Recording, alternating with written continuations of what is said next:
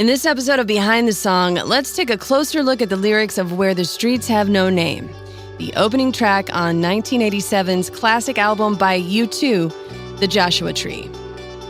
It's a song that seems so familiar to us now, more than 30 years after the first time we heard the opening organ and the first strains of the Edge's bright guitar get louder and louder, almost as if truly blown by the wind, as the song lyrically suggests.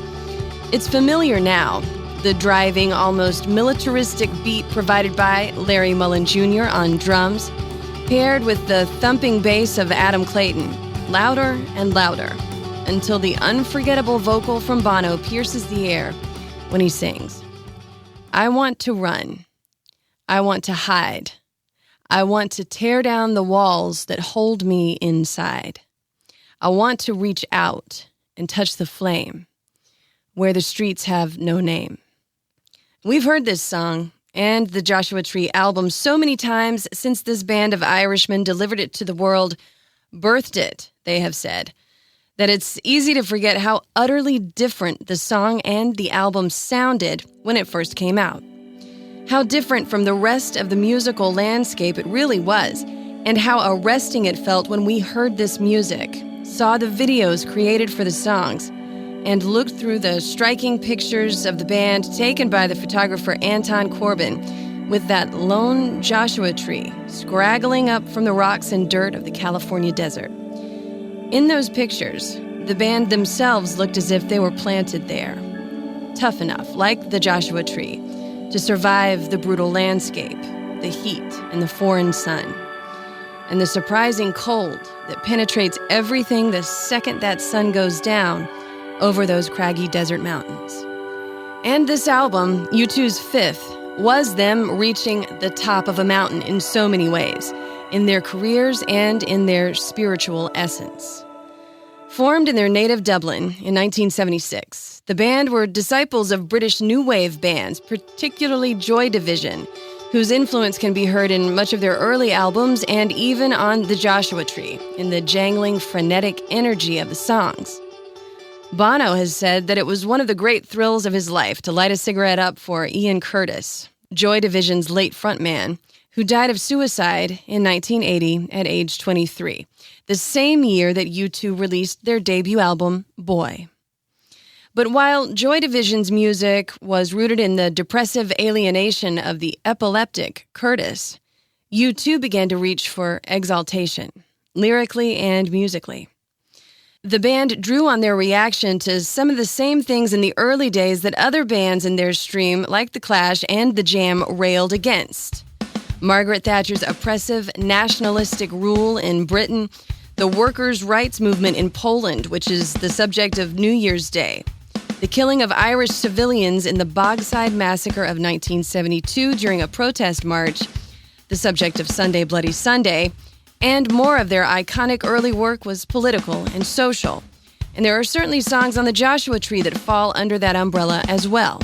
Bullet the Blue Sky was written after Bono visited Nicaragua and El Salvador and witnessed how local people were treated during military intervention by the U.S.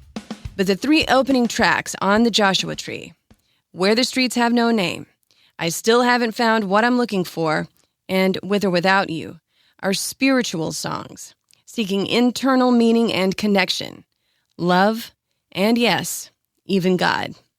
And on that note, it's important to trace back to U2's origins. The band formed as teenagers after Larry Mullen Jr. tacked a note looking for band members at the school they all went to in Dublin in the 1970s, during a time in Ireland known as the Troubles, a kind of war in which Northern Ireland, Belfast, its largest city, and the rest of Ireland were embroiled in a battle regarding, among other things, whether you were Protestant or Catholic, discrimination against each depending on which part of the country you were in, and in some cases which neighborhood, and largely whether or not Northern Ireland would remain a part of the United Kingdom. It was a time of unrest and violence of the Irish Republican Army, the IRA, seeking to end British rule and the clashes that would ensue between the establishment and paramilitary factions like the IRA. A heated, emotional period that still resonates in Ireland to this day. Against this landscape, the members of U2 were unique in that they were a kind of religious melting pot. Bono's mother was Protestant, while his father was Catholic. Both The Edge and Adam Clayton came from Protestant families, and Larry Mullen Jr. grew up Irish Catholic. So, coming from a place like Dublin and seeing what was happening in the northern part of their country, and given that they were a band made up of both Protestant and Catholic boys in the midst of the Troubles, they began to see organized religion as being less beneficial than true spirituality, a closeness to God lacking in the militaristic foot soldiering of the Troubles. And another thing happened in the years between releasing Boy in 1980 and releasing The Joshua Tree in 1987. U2 fell in love with America. Now, this is a phenomenon that also happened with the Rolling Stones and Led Zeppelin, a kind of British delight in the wide expanse and variety of America, of people they met in American cities and towns. By the time they began recording The Joshua Tree in 1986, the band had also become successful. They played Live Aid in '85 and had been working with humanitarian organizations like Amnesty International, work that they've expanded on through the years. But up until shortly before recording this album, Bono said that he felt he didn't really know American music, the blues and R&B songs that helped shape so much of early rock and roll, period. And that he was actually schooled on some of this work by none other than Keith Richards, Bob Dylan, and fellow Irishman Van Morrison, disciples of the American blues who encouraged him to listen to it and to American gospel music too. And he came to know the struggles of America. Pride in the Name of Love from the Unforgettable Fire album is his tribute to Dr. Martin Luther King Jr. Bono and the band took everything that they knew of the world up to that point, from the Troubles in Ireland, their own spiritual beliefs and personal relationships, what they saw in South America and elsewhere, and a newfound love with an almost mythical America, and distilled it all into an album that arrested us with its sonic rightness, its beauty and its richness, and its message. It's important to note that the lyrics of Where the Streets Have No Name are said by Bono to be incomplete and with embarrassing couplets, which I and most fans would disagree with. One of the great things about these lyrics is that they allow the listener to complete certain thoughts for ourselves. The kernel of the idea for the lyrics began based on the fact that in Belfast, Northern Ireland, you could tell whether a person was Catholic or Protestant or rich or poor simply by which street they lived on, up or down the hill, one way or the other. Bono's idea was to contrast that with a place in which street names don't exist, or any rich or poor, Protestant, Catholic, or any other label or title, where all beings coexist in harmony. A place quite like heaven. When the lyrics join the music, I think he painted the picture very well. I want to run. I want to hide. I want to tear down the walls that hold me inside. I want to reach out and touch the flame where the streets have no name. I want to feel sunlight on my face. I see that dust cloud disappear without a trace. I want to take shelter from the poison rain where the streets have no name. We're still building and then burning down love. And when I go there with you. It's all I can do. This is a song about surrender. Surrendering walls for sunlight, titles for a wholesome spirit, dust for clean air, strife for love, and so on. And it goes on. The city's a flood, and our love turns to rust. We're beaten and blown by the wind, trampled in dust. I'll show you a place high on a desert plain where the streets have no name. We're still building and then burning down love. When I go there with you. It's all I can do. Bono wrote these lyrics on a plane after visiting Ethiopia with his wife, Allie, who he met as a teenager and remains married to.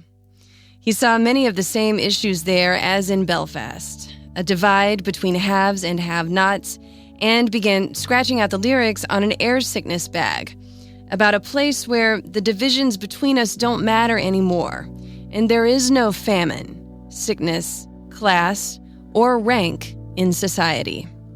Where the Streets Have No Name is a song about taking refuge from the world, its pains, its troubles, in something deeper and kinder.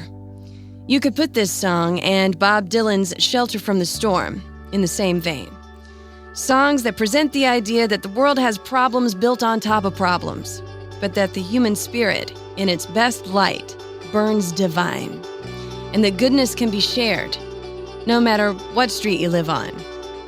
I said that the band called this song and the Joshua Tree album a birth, and everyone who worked on this particular song certainly went through a kind of labor pain to produce it. The Edge first recorded the outline of the song on a 4-track recorder and brought it to the studio for the rest of the band to hear. There are so many weird time changes, echo effects, impossible patterns, and rhythmic couplings in Where the Streets Have No Name that it almost was destroyed. Brian Eno, who co-produced it with Daniel Lanois, was physically stopped from scrapping all of what he called the screwdriver takes, painstakingly recorded in parts and pieces by Flood and fellow engineer Pat McCarthy, because Eno was so frustrated with it, and in a fit of almost madness, decided that it would be better just to start the whole thing fresh. The story goes that Pat McCarthy caught Eno attempting to erase the takes when he came into the control room at Windmill Lane Studios in Dublin with a tray of tea.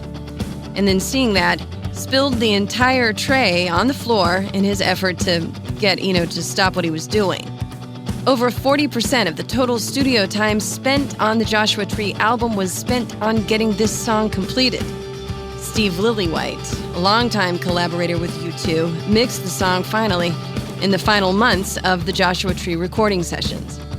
Larry Mullen Jr. has said of the song that it only finally became truly great when they started playing it live. And it has been a staple of U2 live shows in the decades since it was released, a fan favorite at concerts. And the video for this song is iconic. The band was filmed playing it at a surprise set on the roof of a liquor store on the corner of 7th and Main Streets in downtown Los Angeles a few months before the Joshua Tree album was released, an event that resulted in fans scrambling to the area to see it. Now, at that time, in 1987, downtown Los Angeles was such a rough no-man's land that radio DJs who were announcing the show as it unfolded were told by management to offer a disclaimer to be careful about going downtown in order to avoid liability issues. It wasn't the first time that something like that had been done, of course. The Beatles famously performed for the last time live on the rooftop of Apple Corps headquarters in London in 1969 to the wild delight of fans. Both events were shut down by the police and went down in history.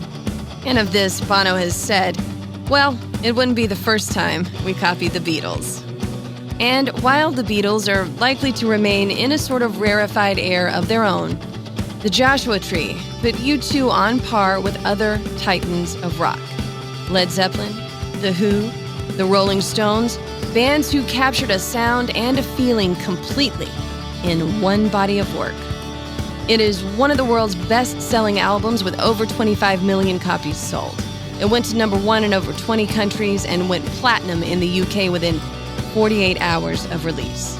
And U2 became only the 4th rock band ever to be featured on the cover of Time magazine after the Joshua Tree. The band were inducted by Bruce Springsteen into the Rock and Roll Hall of Fame the first year that they were ever eligible, in 2005. Worldwide, their albums have sold an estimated 170 million copies, making them one of the most successful bands of all time. U2 have made many shifts in style and in music in the time since releasing the Joshua Tree, and fans have largely come along for the journey through the years. But it's songs like Where the Streets Have No Name on this album, The Joshua Tree, that represents a zenith in the band's creative arc because of the way it seized the world's attention and reflected an inner desire for what this band from Ireland was messaging through it. A cinematic, spiritual exaltation. The kind that only the best music can create. I'm Janda, and this has been Behind the Song. Special thanks to Christian Lane for the music you hear on this podcast. Subscribe on Spotify, Apple Podcasts, Google Podcasts, or Podcast One, or stream for free at WDRV.com Behind the Song or on the Drive app. Subscribe to the Behind the Song podcast on YouTube and see the video episode. Follow me on Facebook and Instagram at Janda Lane Radio and on Twitter at Janda Lane. On the way, episodes about lyrics from Procol Harum and more. Classic rock and roll. If you have a song that you'd like to hear more about in an upcoming episode, just drop me a note in the comments and let me know. Thanks for being a part of Behind the Song.